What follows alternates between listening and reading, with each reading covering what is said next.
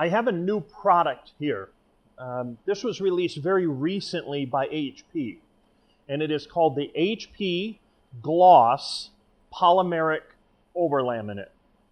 Now, that's a partial title. I think probably a better title, a longer title, would be HP Gloss Polymeric Printable Adhesive Vinyl Clear Laminate, because the material doubles as a clear laminate, which you can laminate prints, and then you can take the exact same roll and then print on it.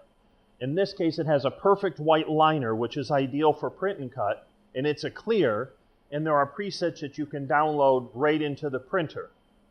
A great product, works beautifully. What I want to show you here is how versatile the product is, because it has a couple uses beyond just as a laminate or as a printable clear film, and it's both of those. It's also a clear film that would be, I think, ideal for windows. And here's why. It's a clear film. It's not truly optically clear, but it will still work very well on a window. And what I'm looking for in a window is, because a window is inherently translucent and light's going to go through it, I'm usually going to take the ink signatures and I'm going to raise them. So what may download would be, say, 12 pass, 120% density. And that makes complete sense if you're going to print this and then mount it to a white backer of some kind. For example, if you were to print it and then, say, as a reverse and then mount it to a white and then run that through a laminator and then die cut it, and then you've got a white backer that would work very well for a window where you have solid white behind it. What I may want to do is I'll do like decorative work around the edges of a window, let's say a floral decor. But I still want to die cut it. I want to use the HP cutter, the print and cut system, and I want to cut that out so that it has a beautiful, it's not as a solid piece, and I can use the HP cutter to do that. But if it goes in a window, there's going to be light coming through the window, and so I usually increase the ink load so that it almost mimics a backlit, or almost half the way to a backlit. And here's how you do that. What I did is I loaded the material in, and then I created a new media. And you can use this on other materials as well that are clear. This is just a very ideal media to do it because it has this nice white backer instead of a clear backer, and so therefore everything reads a little easier. What I'm doing is I'm hitting new self-adhesive vinyl, and instead of generic adhesive vinyl, I'm calling it a generic backlit adhesive vinyl. You can do this with any generation of latex printers. You can do it with a 315. You can do it with this 365, or you can do it with a 500 series. The only difference is the 315 is not going to allow you to build an ICC, a true profile, whereas the 365 and the 500 series will allow you to build an actual ICC as well. Now, ideally in these circumstances, you would take it off and use a transmissive spectrophotometer.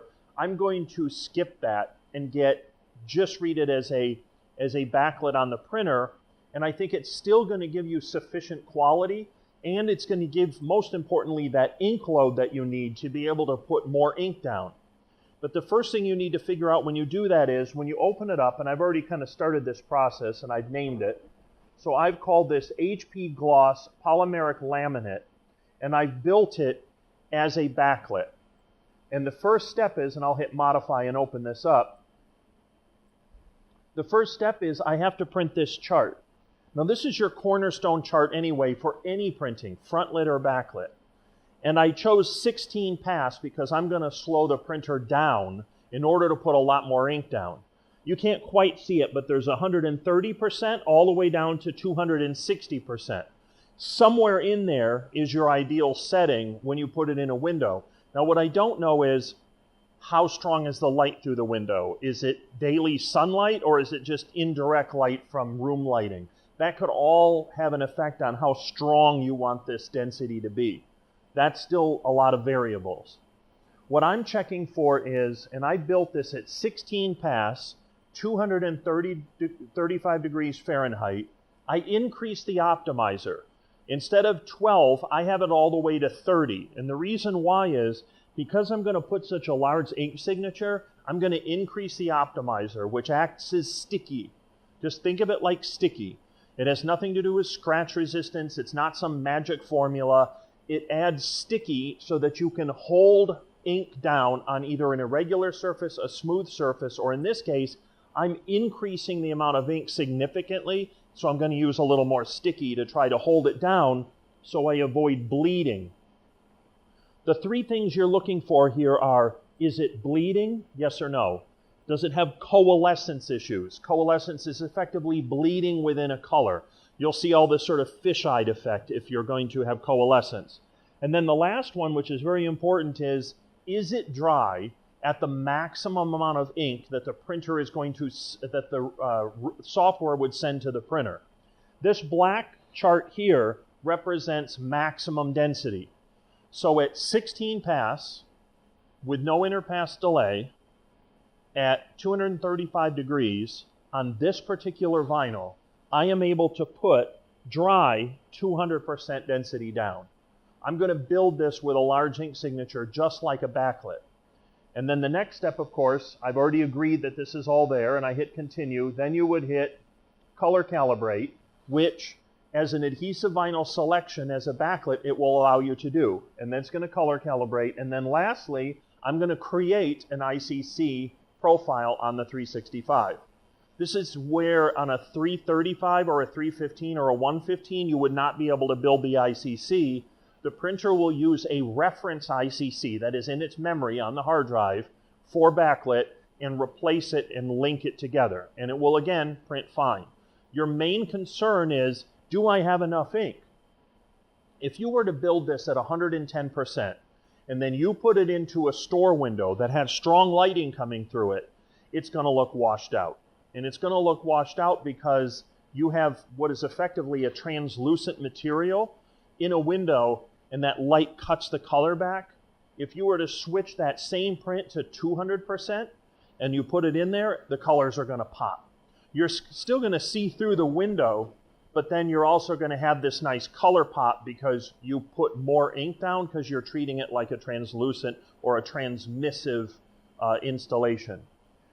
The next step would be hit color calibration and then hit on a 365 or 500, you can do ICC. Those last two steps are automated. You don't need to do anything. But the main one that you have to understand, which is true for all latex printing, frontlit or backlit, is I want to put some ink down. Do I put more or less? As a frontlit, it's usually going to do 120% or less, but as a backlit, it's going to give you 130% or more. On the 500 series, there's intermediates, which are called vivid modes, which is going to be 130, 150, and those are more ink in frontlit modes. But you can always use backlit on a 365 or a 335, 315, 115, and look at the 130 or look at the 150, and at a slower speed, it may work fine. That's the key, though.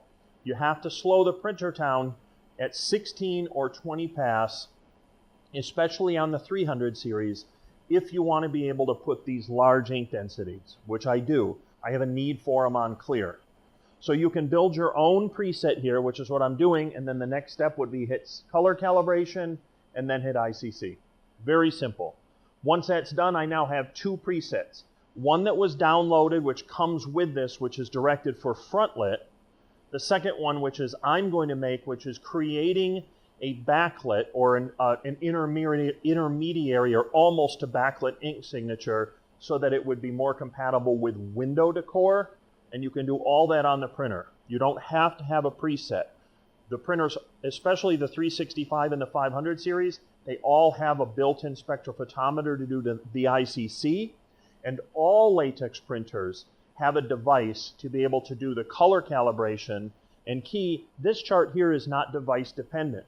You're simply looking at it to figure out at this speed, your pass mode, at a temperature you've chosen, 235 degrees, how much ink can you put down before you overwhelm the media and it can't take any more ink. The other thing to look at would be along the front of the media, do you have deformation that's bad? In this case, this material takes 235 degrees very well, so there's really no issues. And that 235 degrees is a perfect temperature. I could always either increase the temperature if I wanted to put more than 200% down, or I could add an inner pass delay, which would also give me a little more dwell time and also would let me put more ink down.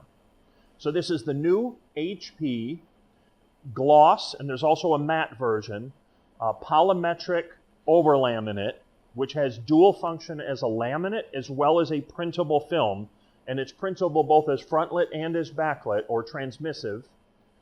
Translucent is probably a better term in the window.